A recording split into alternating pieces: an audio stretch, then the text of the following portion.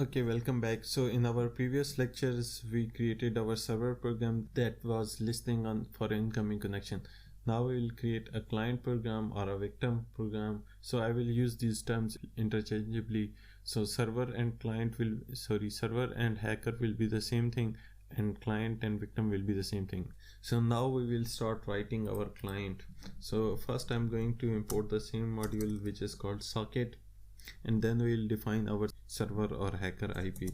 So I've created a variable called server IP. So in order to get this IP, I can open a terminal and I can write sudo ifconfig, and it requires a password. You can see that we get this IP. So 192.168.29.132. So I'm just going to copy it and going over to the Windows machine and pasting it here. Now we need the server port that we will connect to. So the server port will be 8080. The next step is to start the program. So some of the program is going to remain the same, so I'm not going to spend a lot of time explaining it. So now we will create a client socket. So let's call the module socket.socket, and then we are going to use the same IPv4 socket, so af_inet, and then we are going to use the same sock stream as well, and then we are going to store it in a variable called sock or socket. So once we have this socket, we will try to connect with this server IP on server port.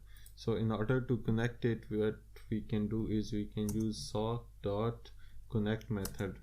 And if you go to the documentation, you can see that it requires only one address, which is an address which is essentially a combination of the server IP and the server port. So it requires this address in a tuple form. So I can create a new variable called address equals to, and then I'm going to create a tuple. So the first one would be the server IP and the second one would be the server port.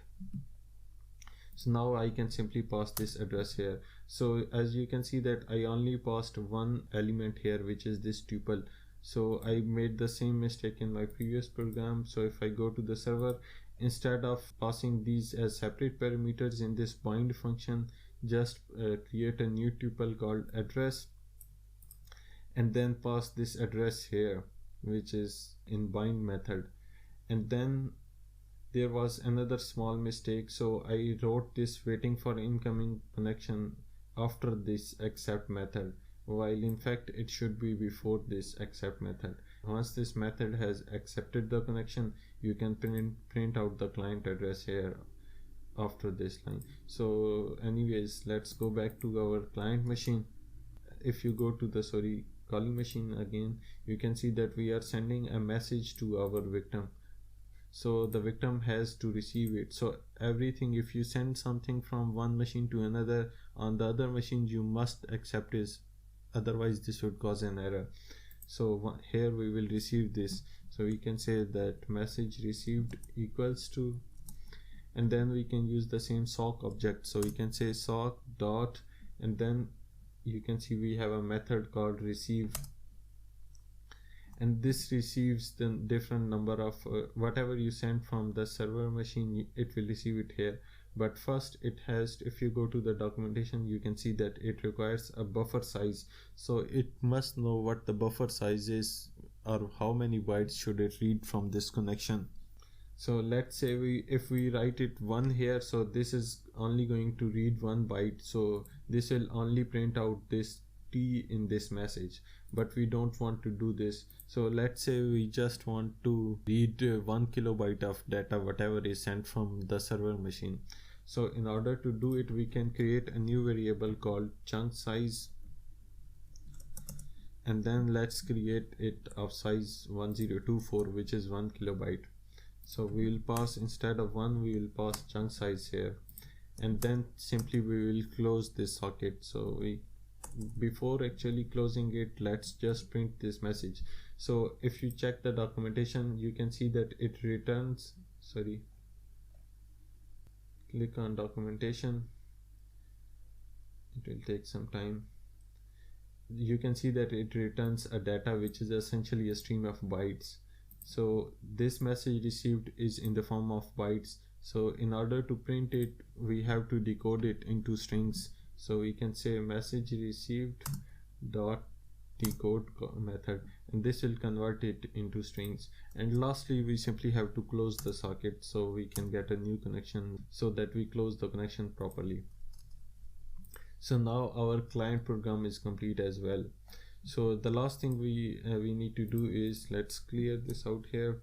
So now we can call this Python server program, and you can see that it says waiting for incoming connection. So it prints out this line, which is the server waiting for incoming connection, and the server port, which is 8080, and then it is waiting here for the incoming connections. So now whenever a client or a machine tries to connect with it, it will accept the connection and it will move forward. And then if we go to the Windows machine and run the same program here, so we can say python client.py, and you can see that now it prints out a message called this is the server speaking. And if you go to the server machine, you can see that it says this is the server speaking. So in this way we can successfully print out the message. So let's change the chunk size here. Instead of 1024, let's print out 10. So let's try to run this program again. Okay, so this socket wasn't closed properly, so sock.close. So I didn't close this socket properly, so it is now using this address, so it will take some time to release this port. So let's try again. It usually takes around 30 seconds, I think, to release the port. So let's wait for 30 seconds. Okay, so now it has released this port, and now it is waiting for incoming connection.